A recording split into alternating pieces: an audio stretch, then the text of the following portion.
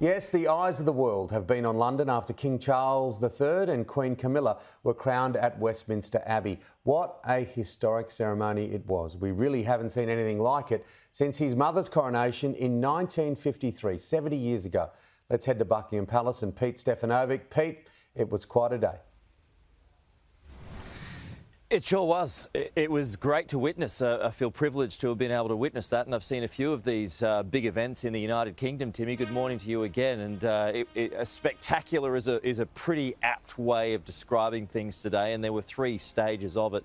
The first being the procession from Buckingham Palace behind me over to Westminster Abbey. They were in the Diamond Jubilee carriage, which of course was made by an Australian. And if there was any doubt about the popularity of King Charles, where there might have been a few questions answered today, because just look at the crowds.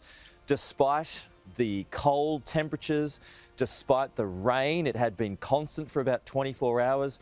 People still gathered in droves to witness history today. In some sections of the procession, people were stacked 5, 6, 7 people deep just to get a look. This was the first stage of the procession. Then came the ceremony itself in Westminster Abbey. Very traditional, very sombre, very serious. There were a couple of modern twists. This was at the request of King Charles. Female clergy, members from other faiths, a few subtle differences, breaks from the past, if you will, and that was Charles's touch on that. But there was so many highlights. I thought we can't talk for hours, but I just wanted to isolate two. I think they were my favourites, if you will, moments of the day. Of course, it's got to be the crowning of the King. He is the 40th monarch in English history to be crowned.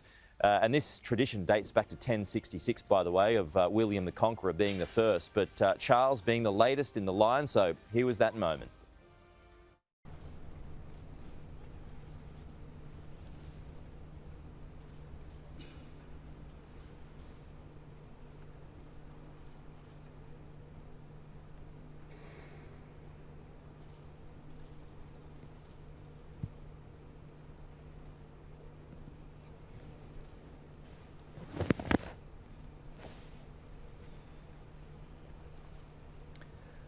God save the King! God save the King! I think a lot of folks were watching that wondering if the crown was actually going to stick in the end, and I think Camilla, when she was crowned too, some people forget this, that there was actually another crowning today as well. Queen Camilla had the moment when the crown was placed on her head, and it must have felt a little bit uncomfortable for her, but that actually completes her journey too, by the way, from, you know, famously being known as the other woman or the third wheel, and now she is Queen of England. The other moment I wanted to show you, though, is that nice moment between Prince William and his father, where he pledged allegiance to the King. Here it was. I, William, Prince of Wales, pledge my loyalty to you, and faith and truth I will bear unto you, as your liege man of life and limb. So help me God.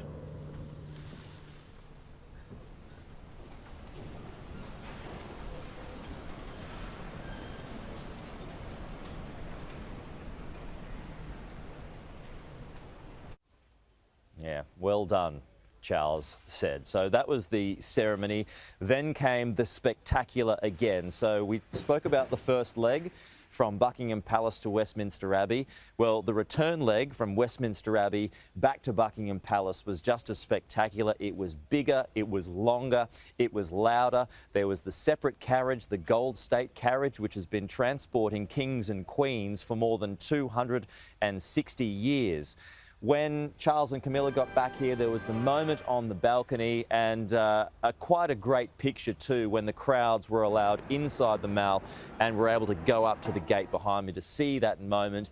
There was the red arrows that flew past. It was just so much theatre and so much to enjoy, and that, according to a few people that I spoke to, was the moment of the day. Oh, that was amazing. Best it was just thing ever. Absolutely worth every single minute being here. Incredible, absolutely incredible. Amazing, outstanding, brought me to tears. Why? Oh, I love the monarchy, love it so much. To do it with my mother was the best thing ever. What did you think about it, Mum?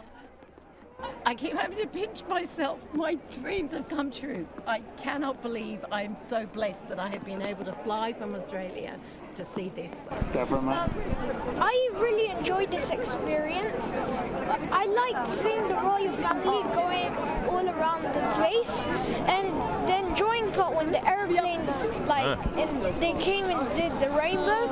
Absolutely wonderful, unbelievable. Once in a lifetime, here we are.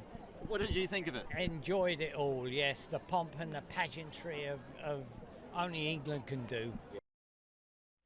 Yeah, there really was so much to enjoy, and there was just another picture I want to show you before I go, Timmy. This happened in the backyard, if you will, of Buckingham Palace. Thousands of troops were back there, and this is basically them thanking the King. There was even a smile on King Charles's face, which had been rare for large sections of the day today. They gave him up 3 cheers. Have a look. 3 cheers for His Majesty the King and Her Majesty the Queen. Hip hip! Hip hip! Hip hip! Yeah, one of my favourite shots of the day. One of many favourite moments of the day. I had so many there, Timmy, but just a quick update on Harry too. I mean, he cut we spoke about this last hour, but he cut such an isolated figure at Westminster Abbey too, didn't he? He was 3 rows deep. He wasn't on the balcony.